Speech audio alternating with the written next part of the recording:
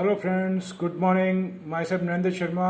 Welcome to my channel walk with market में। जैसा कि मैंने आपको मेरे अर्लियर वीडियो में ये प्रॉमिस किया था कि मैं संडे को आपके लिए काफ़ी मेहनत करके अच्छी अच्छी स्क्रिप्ट लेकर के आऊँगा, जो कि हमको मंडे को और आने वाले वीक में ही और भी थोड़ा लंबा टाइम लेकर के अगर कोई इन्वेस्टमेंट करना चाहता है तो उनको भी काफ़ी बेनिफिशियरी हो सकती है।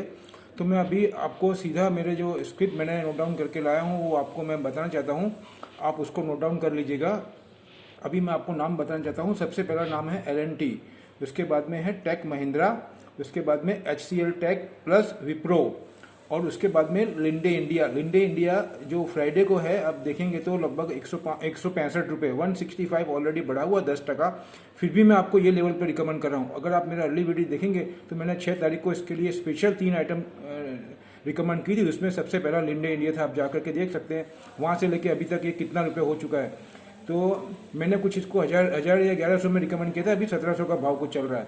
अभी मैं आपको दूसरा बताता हूँ, टाटा एलेक्सी, उसके बाद में है अदानी ग्रीन, कावेरी सीड, ये सब इसके बहुत ही पॉजिटिव है।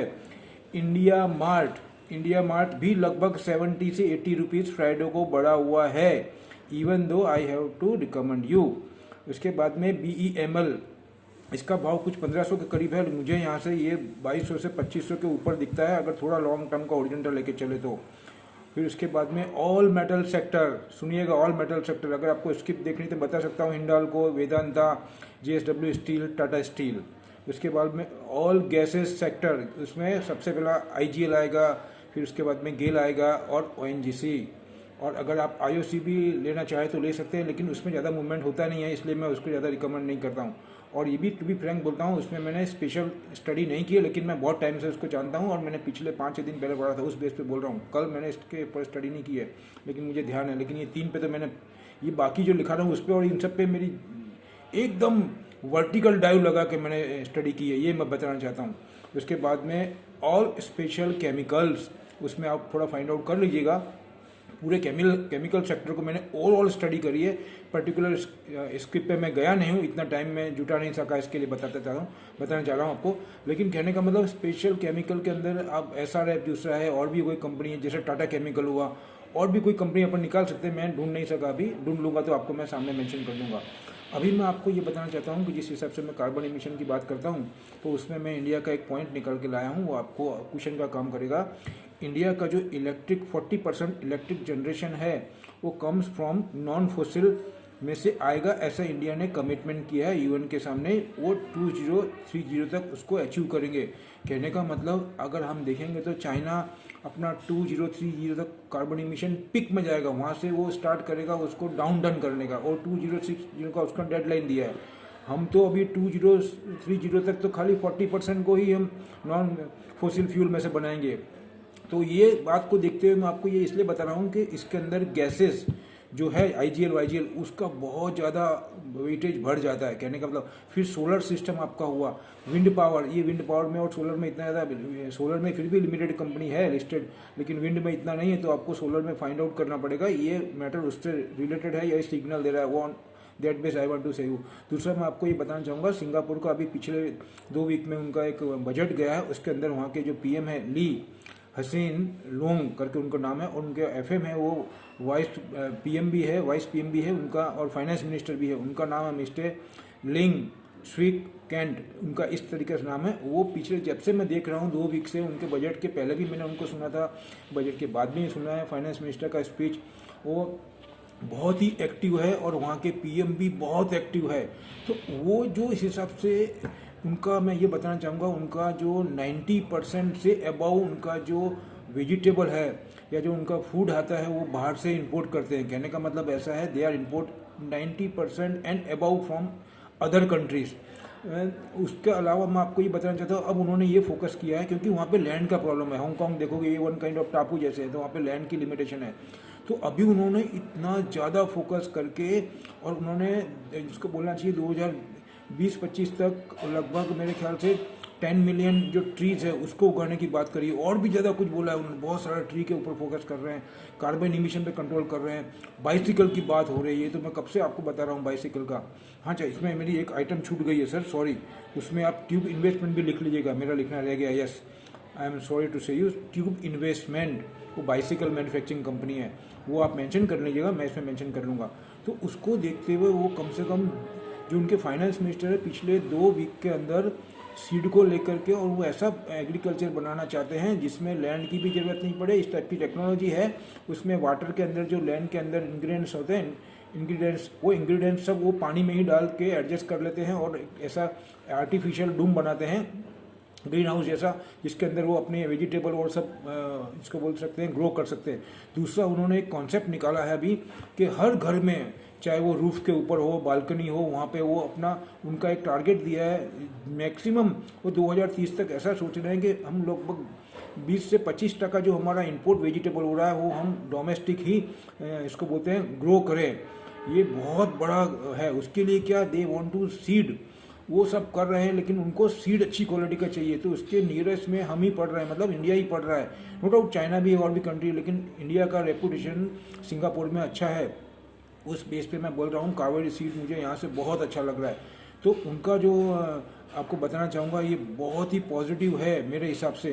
तो इसके अंदर वो पिछले 15 दिन में 20 दफ़े इसके ऊपर डिबेट कर चुके हैं, ये यानी ये मैटर के ऊपर, क्या बोलते हैं, home to home, house to house agriculture grow करने का, रूफ के ऊपर ग्रो करने का, कार्बन इमिशन का है, सोलर सिस्टम है, ये उनके हॉट टॉपिक है अभी। तो सोलर सिस्टम में कार्बन आपको गैसेज को है, उसी से कर्व होगा ये कार्बन इमिशन। तो वो सब आप अपने लेवल पे फाइंड आउट कर लीजिएगा।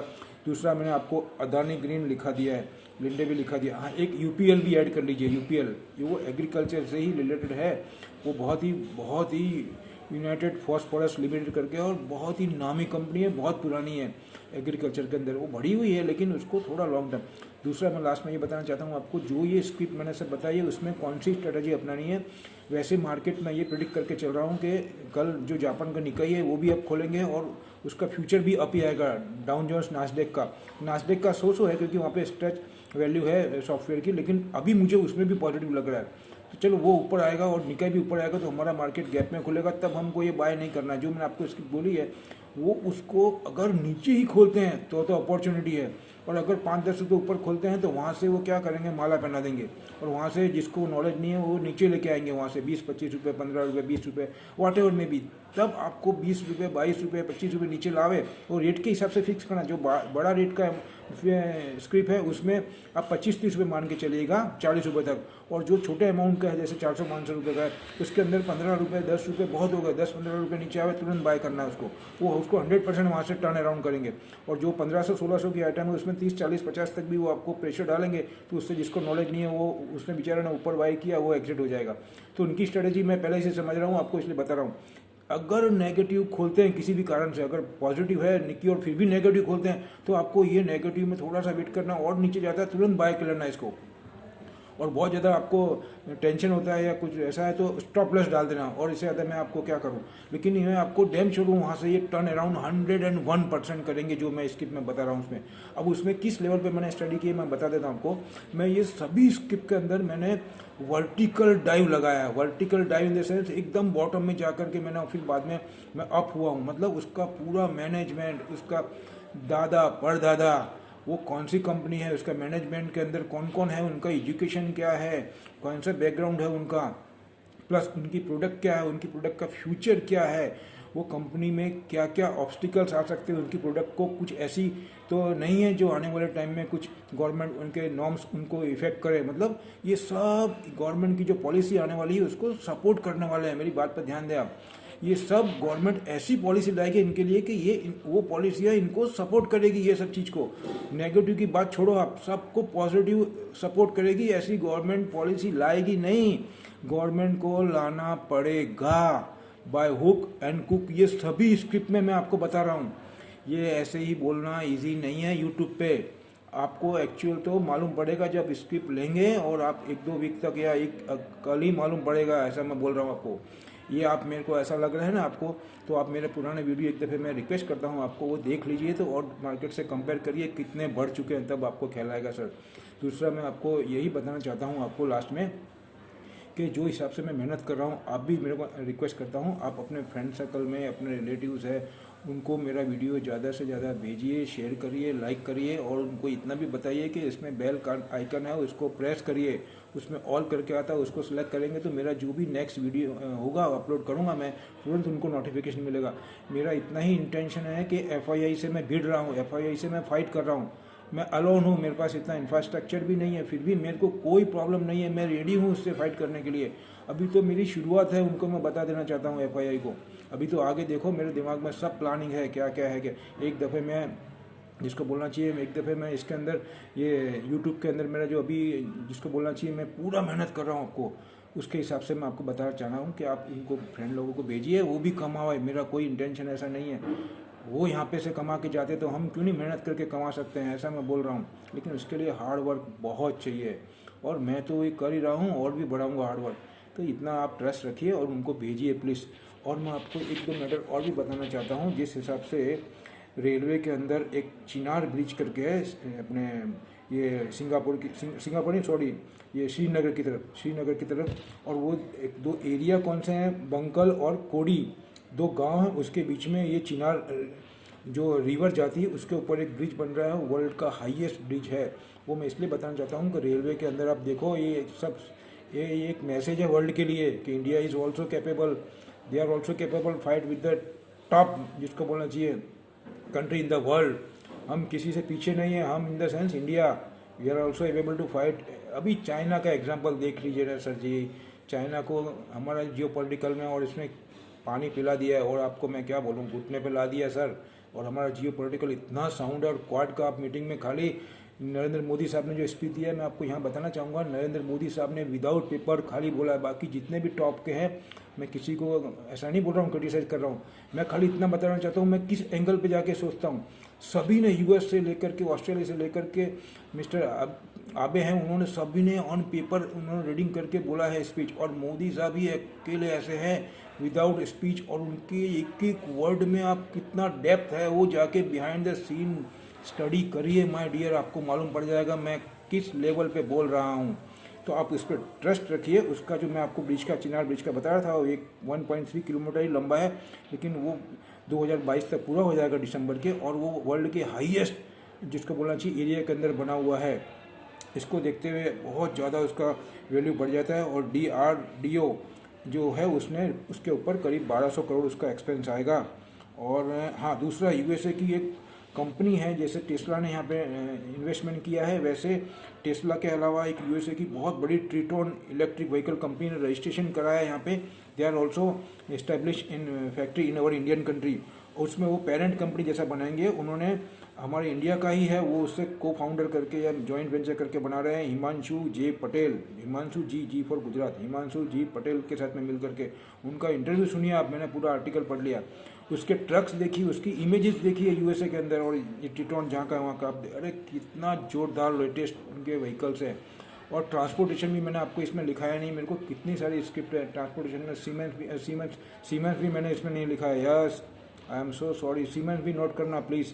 और स्नोमैन लॉजिस्टिक, फिर TCI, ये सब और भी मैं आपको ऐड करा रहा हूँ, ये सब आप ध्यान रखिएगा। और बाकी तो अभी इतना ही रखता हूँ सर, और भी मैं मेहनत करके अगर और अच्छा मैसेज मेरे को मिलेगा तो मैं आपको और वीडियो बनाता हूँ। लास्ट में मैं इतना ही बोलना चाहता हूँ, again I request you please use, इसको बोलना चाहिए अपने फ्रेंड्स को, उनको मेरे वीडियो भेजिए सर। मेरे को और भी ज़्यादा मेहनत करने को इंस्पायर है, आप भेजे तो अच्छी बात है, नहीं तो मेरा काम पे लगा हुआ हूँ, मेरा एक गोल फिक्स किया है मैंने, उस पर मैं चलते ही जाऊँगा, किसी भी हालत में मैं रुकने वाला नहीं हूँ वहाँ पे। लेकिन जल्दी होगा तो मेरा एक ही इंटेंशन है कि ज़्यादा से ज़्यादा इंडियंस को, जो हम सब एक ही फैमिली वाले हैं, पूरा हमारा फैमिली एक इंडिया, उनको भी बेनिफिट मिले। बहुत से लोग ऐसे हैं जिनको टाइम नहीं मिलता है, बहुत से कारण हैं कि वो उतना नहीं कर सकते हैं, they are able to do it, मैं ऐसा नहीं बोल रहा हूँ मैं ही कर सकता हूँ, लेकिन बहुत से जीवन में आपाधापी रहती है, आदमी नहीं कर सकता है, जॉब होता है, ये है वो है, जवाबदारी है, कोई के घर में कुछ असाइनमेंट्स है, बेचारा वो काम करना चाहता है लेकिन नहीं कर सकता, हारी है, बीमारी है, तो वो कैसे करेगा वो सब। लेकिन मैं जितना मेहनत है उतना कर रहा हूँ, और आप मेरे पे विश्वास करिए, इसमें कोई डाउट नहीं है माय डियर। लास्ट में मेरा डिस्क्लेमर यही रहेगा कि ये मेरे अपने विचार है, अपना स्टडी है, अपना एनालाइज, उसके हिसाब से मैंने निकाला है। आप भी अपने एक्सपर्ट्स की सलाह सूचन से इन्वेस्टमेंट करें।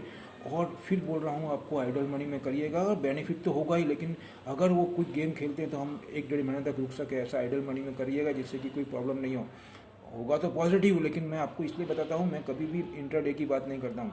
जो रिस्क ले सकते हैं स्टॉप लॉस लेकर के करें, लेकिन पॉजिटिव ही है, किसी कारण से हो तो हम 15-20 दिन महीना तक रुक सकें, और 10 दिन में अगर आप जाता है, 5 दिन में आप जाता है तो हम एग्जिट हो सके, उसका प्रॉफिट बुक कर सकते हैं। ऐसा मैं बोल रहा हूँ। लास्ट में इतना ही बोलूँगा, आप लोग मेरे को जिस हिसाब से सपोर्ट कर रहे हैं, जिस हिसाब से मुझे वीडियो मेरे सुन रहे हैं और मेरे जिस हिसाब से व्यूअर्स बढ़ रहे हैं, उनको मेरा सैल्यूट है।